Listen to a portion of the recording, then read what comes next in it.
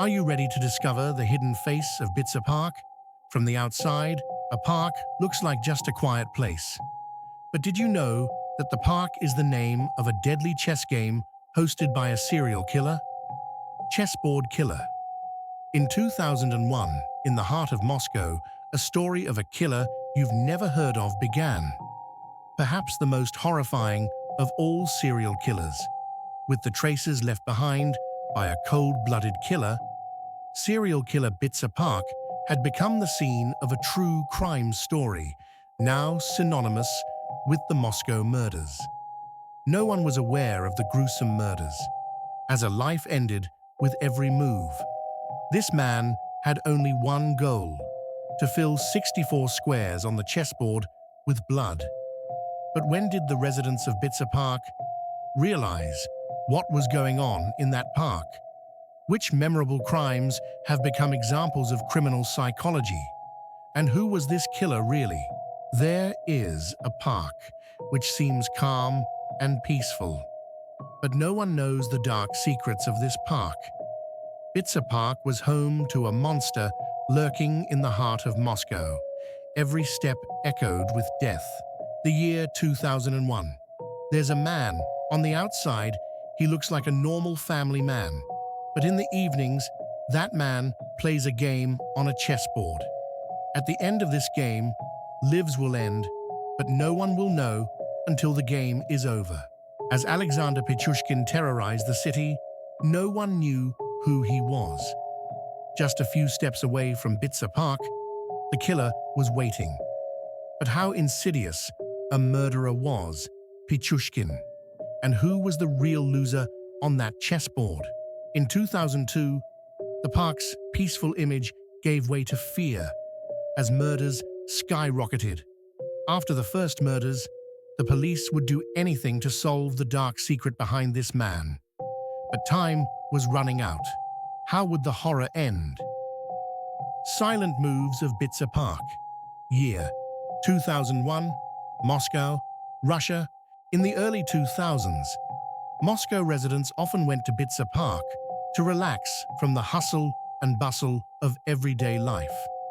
But this peaceful park would soon become the epicenter of one of Russia's most horrifying crime sprees. Alexander Pichushkin, born in 1974, was a quiet, calm, outwardly normal Moscow citizen.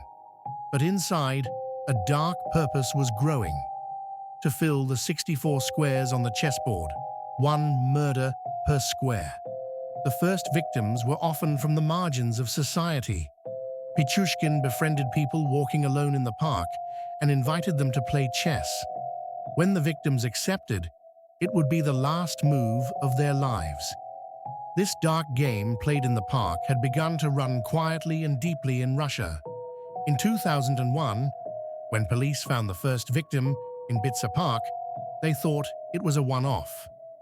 But the discovery of other bodies in the same area soon galvanized the Moscow police force into action. The authorities didn't know it yet, but the killer had started the most brutal chess game in history. As the city's residents waited in unease, Moscow was just beginning to understand the terrible truth behind the silence. Chapter 2. Moves of Fear. Year 2002 to 2003, Moscow, Russia. After the start of the murders, the peaceful image of Bitsa Park was rapidly changing. In 2002, the fear of Moscow residents grew as new bodies were found in different parts of the park. The police realized that the victims had been killed in similar ways, often by striking them on the head with a hard object or strangling them. Alexander Pichushkin was continuing his chess game as planned. He became bolder in his choice of victims. He no longer targeted only outcasts, but a wider range of people. He lured his victims to the park under the pretext of playing chess, then attacked them in secluded areas. By 2003, the number of murders had skyrocketed, and the authorities were forced to admit that they were committed by a single person. But the police had yet to find any concrete clues. The panic in the city was widely reported in the media. Newspapers and television called the killer the Bitsa Park Maniac.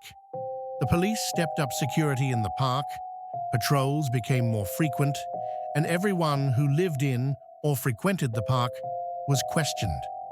Pichushkin, however, did not attract attention with his calm and careful demeanor, and continued his murders without anyone suspecting a thing. Moscow residents were anxious as they left their homes. The police force knew it needed more to end this terrible game.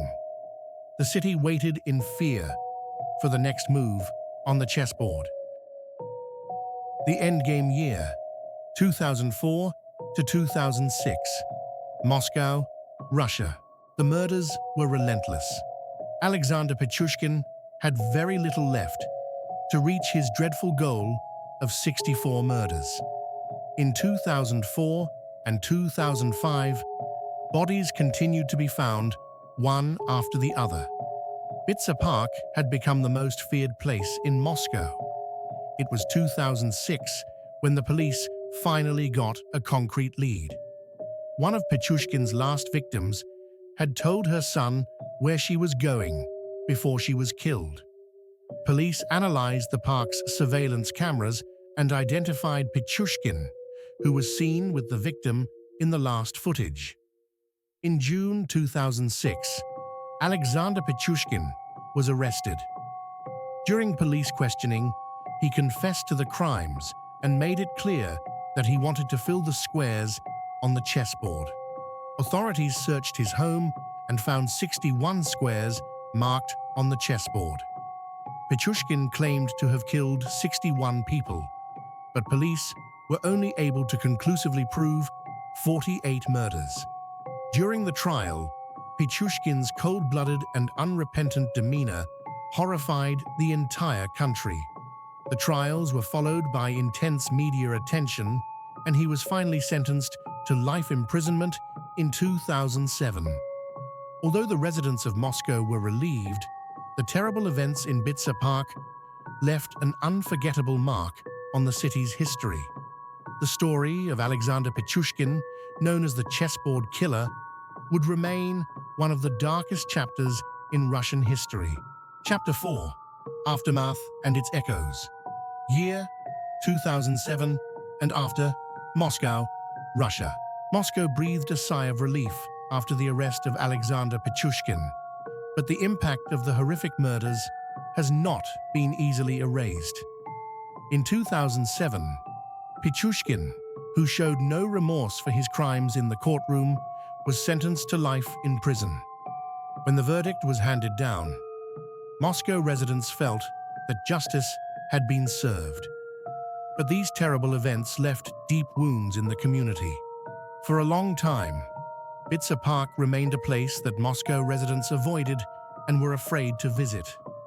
Security measures were increased in the park, but for years, it bore the eerie traces of the killer. Pichushkin began serving his sentence in one of Russia's most heavily guarded prisons. In some interviews from prison, he continued to shock the public with revelations about his crimes. Criminologists and psychologists studied him and worked to understand and prevent such crimes. The Pichushkin case, which took its place in Russian history as the chessboard murderer, was treated as an important case in the literature of criminal psychology and was the subject of many books and documentaries. Even today, for those living in Moscow, Bitsa Park, despite its peaceful nature, remains in the shadow of an unforgettable tragedy. Alexander Pichushkin's story is a chilling reminder of the dark side of the human mind. Chapter 5: Unforgettable Darkness. Year, present, Moscow, Russia. The echoes of Alexander Pichushkin's crimes continue to this day. For Moscow residents, the name the Chessboard Killer continues to evoke a dark and macabre story. Although many years have passed, these events have not been forgotten. Pichushkin's interviews from prison continue to attract the attention of experts trying to understand the psychology behind his crimes. By studying his mind, psychologists and criminologists are trying to develop new ways of preventing similar crimes. Although Bitsa Park has been revitalized today, the memory of the events has not been erased. Visitors to the park still feel that they are walking with the shadow of the past. Local authorities are constantly taking measures to improve the security of the park, but the traces in the public's memory are not easily erased. Documentaries and books on the Pichushkin case detail the events and pass them on to new generations. The case remains one of the most unforgettable and horrifying events in Russia's criminal history. As a result, the story of Alexander Pichushkin lives on as a painful reminder of how deep and dark the human mind can be. Perhaps it will remain a lesson to be remembered in order to prevent similar tragedies in the future.